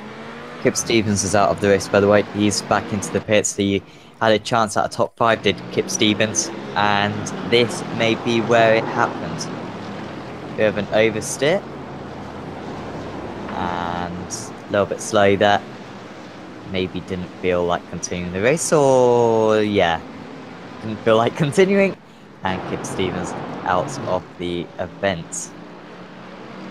Was unlucky actually. Well, actually, no, he did qualify, I think, for the showdown last season, but only managed to arrive for one of the races. And who's that? Just being behind was that Adam Broughton Grant, and almost side by side coming into the pits. Dima getting ahead of Broughton Grant. So Broughton Grant, after some really good laps out there, showing some really nice little pace.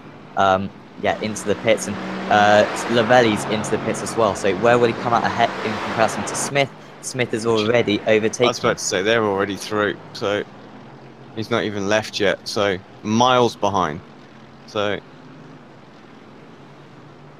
this is going to drop him way down. Where is he? Did he have a mistake? No, that was just a really long pit stop, I think. Yeah. 55 seconds compared to 40 seconds of Anwar Smith. So unless he maybe took tyres or something. Possible. Did cook him as well. Yeah, he's 24 seconds stationary. So you're right. I think that was a mistake with only 5 minutes to go. Sometimes you just forget to untick them though, don't you? But yep. Well, that's a shame. What happened to Michael Blake? Because Blake was right with the leaders earlier on, but he had an issue as well. Yeah, and he had a relatively short stop, so he's right with Lavelli now as well. So I think just looking at Blake's pace, it has dropped off, so he's in 203s as well. So I think that's been really the difference. The front two have just been able to maintain their pace, and these guys haven't. But that really slow pit stop is what's hurt Steve. He would have been, well, he's 18 seconds behind, and he was, was 16 seconds slower in the pits. So, it'd have been in range of Smith still. Blake also did a 2:11 a couple of laps ago, so clearly an incident for him. And also had a bit of a slow pit stop as well, a 46-second pit stop compared to Smith's 40 seconds. So, yeah, not good for those two because they were right with Smith at one point and showing even better pace. So, frustrating to see them lose out. Third and fourth still successful days for them. Plenty of points for them to bolster their showdown chances. Anthony Dixon still in 5th place, and actually he's not too far behind this slot. 4.5 seconds now behind Michael Blake, only 7 seconds off the podium. But he'll be pretty happy to take home that 5th place ahead of championship defender Lee Dima in 6th, and Biff Carlin, who actually lost a bit of time during that pit stops, in 7th. Broughton Grant really lost out there. He had a 1:05 pit stop. He must have taken tyres. I would have thought that would add up, I think. I don't know why he did that, but he's dropped right down into P12 now. And behind Lee Woodburn. So he's just made that move on Lee Woodburn, but pretty rubbish for Adam Broughton Grant out there. Speeding in the penalty, I hear. Right. Steve Valley. That makes sense. 20 seconds, which is why he's 18 seconds back now. Well, no, it's not 20 seconds. It can be like 15, can't it? Something like that. So depends on how severe you do it. I think if you steam in there at 150 mile an hour, it gives you a worse penalty. So Woodburn and Broughton Grant go into a little bit of battle here. So it's Result Clothing and Excite Racing.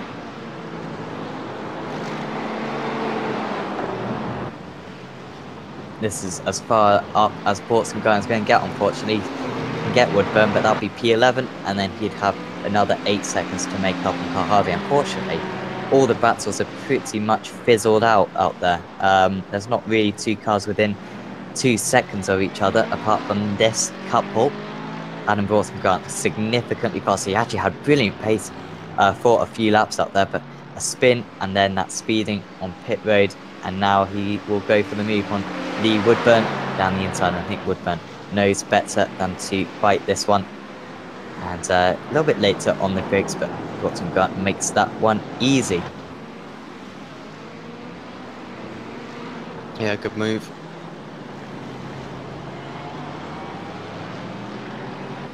Of course, do you have the World GT, don't we, tomorrow? Is that round 2 or something? Monday. No, it's first round. Obviously, round, last week was just the media day. So, yeah. So first week should be good. Looking like a big strong field. A lot of people, new faces signed up as well. So that'll be interesting to see where they're going to slot in. Hope they know what they're getting into. Totally different beast to any kind of official series where it's just a straightforward one race. Yeah, unfortunately, there's a certain football match going on tomorrow, and I've heard a few drivers aren't going to be able to make it.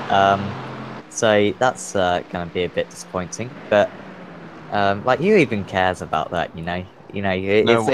We're probably going to win, aren't we? We always have a hopeful game, in a tournament, I think, where people think, you know what, it could be our year, and then next game we lose to blooming Iceland. So it's going to be. I think we're going to be on the last lap here as well, because Gafenku's not going to make it around before the white flag or the checker flag comes out.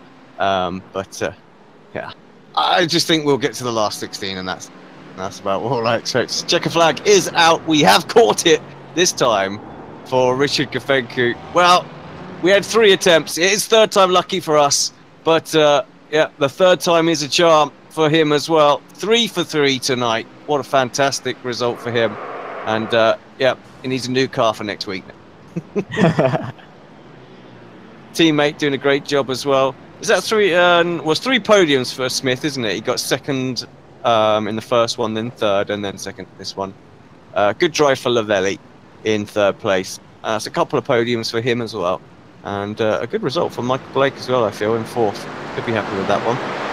Yeah, we'll be a happy top 4, I think, and actually a happy top 5, because Anthony Jacobson did a very good job to fifth, and Lee Deem as well will be happy, because 10 places. Not too bad.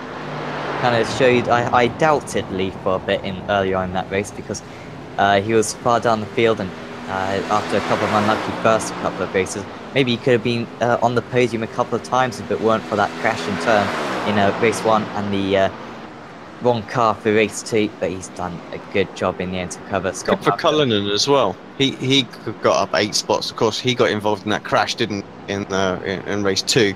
It was the innocent victim there. Everyone's coming steaming across before we can get it right. But yeah, so some good recovery drives through the field.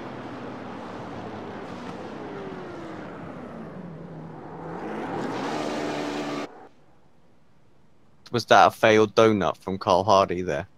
I think he'll be glad we missed it. I was about to say we ticked away there just at the right time. Turn the traction control off, come on. So, Richard Gafenku, 3 from 3. Absolutely brilliant day for him. Was strong last season, not this strong though. He's absolutely wiped the floor with the opposition. and thoroughly deserves those 3 victories. Anwar Smith, like Alex was saying, 3 podiums for him today in 2nd place. Steve Lavelli finishes in 3rd. Good day for him. Michael Blake 4th. Anthony Jacobson 5th. Lee Deemer 16th to 6th. Ray Cullinan 15th to 7th. Colin Robinson finishes in 8th, a little bit under the radar, but that's a good performance from him. Scott Malcolm was defending for the majority of the day. He ends up in 9th, but still some good points for him. Adam Broughton Grant will be frustrated with 10th. Lee Woodburn 11th. Max Wright in 12th. He'll be a bit frustrated with that. Unlucky in race 2.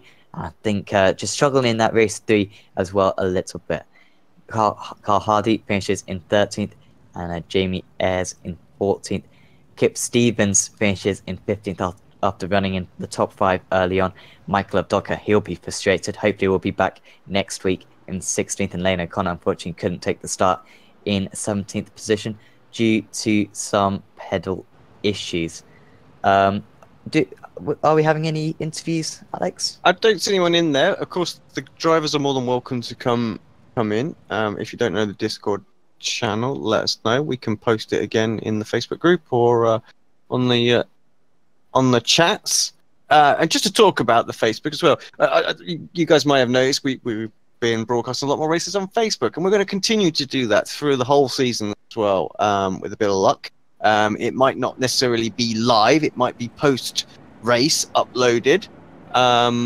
But yeah, so we're going to make a point trying to pick out good highlights as well throughout the race and tag time code and tag drivers that are involved in these battles on those races as well. So please do head over to the page, like the page, so that we can actually tag you in it. It'd be great to get a bit of conversation going through the week and talk about some great moves and big them up and share and post them, all that sort of stuff.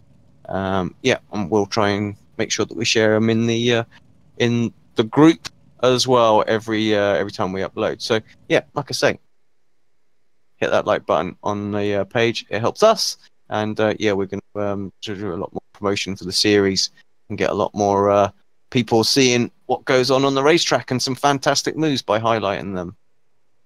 Yeah, do that. No one is coming for a chat. No, unfortunately not. Which means that it's probably time for us to wrap up this broadcast. And it's been a great round 1 here at Circuit of the Americas. Still got 11 more to go. And in fact, we know just in the nick of time, Anwar Smith is in the interview waiting area. And Anwar, we're about to wrap up, but great to have a word with you. 3 podiums today, but in the end, Rich, just a little bit ahead of you. But in the end, good tries today. Well done, mate. Yeah, thanks, mate. I did the cardinal sin of after qualifying, I started playing around with setup, and I went too far in the end. And in that last race, I decided to go back to my original one, and I put on my Monza one instead of my Circuit of the Americas one, so it was a bit of a boat. But yeah, I was happy to get 3 podiums. All right, to be honest. So Richard was quick anyway, so I'm not sure it would have made much difference, but I might have given him a little bit of something to think about, I would have thought. Yeah, definitely. And that qualifying lap though at the to get you pole, you left it pretty late, but you must have been quite pleased with that, and it was very nearly the deciding factor in that race one. Yeah, so my first lap in quali was my quickest one. It was a 0.3, and I 1x'd it on the last corner, which was really annoying. And then so I put a banker in to make sure I got grip, and then the rest of the session I just couldn't do it. I just kept getting 1x. But yeah, I didn't mean to leave it late, but I take it, happy with it in the end. It wasn't enough to beat Richard, unfortunately. I saw everyone crash at the first corner and thought maybe I could get away, but no such luck, unfortunately. But no, it was good. I enjoyed it, and yeah, roll on next week. Yeah, definitely. Of course, last season you were so strong, strongest driver probably of the season. Unfortunately, you couldn't take part in the showdown events, but this season, are you hoping to maybe transfer that championship title? And of course, first job will be to qualify for the showdown, but after that, I'm sure you're going to be right up there with the championship contenders. Yeah, I hope so, but we'll see. It's Sunday nights are pretty tough for me, so I make as many as I can, but hopefully it'll be all right this season. Everything's quieting down at work, so I hope to make them all. But main thing is to enjoy it. I'm basically mainly using it for practice for tomorrow night. So hopefully that pays off, but at least I know now which setups not to use for tomorrow night. Yeah, definitely. Certainly going to be useful that. And yeah, before we let you go, is there anyone you'd like to thank? Just the Youth Energy boys, Richard, for a great race in that first one. I thought that was bloody great fun. Yeah, and just really Lee Deemer for putting the championship together. It's a great little series. Hopefully more people come along. Yeah, thanks, Anwar. And yeah, we'll see you next week. Cheers, guys. So I think we will now wrap up the show. And yeah, it's been a great race today, and 11 more to go. And we're certainly looking forward to covering the remainder of this season. So from me and Alex, we bid you goodbye, and yeah, we'll see you next Sunday night and for the World GT tomorrow as well.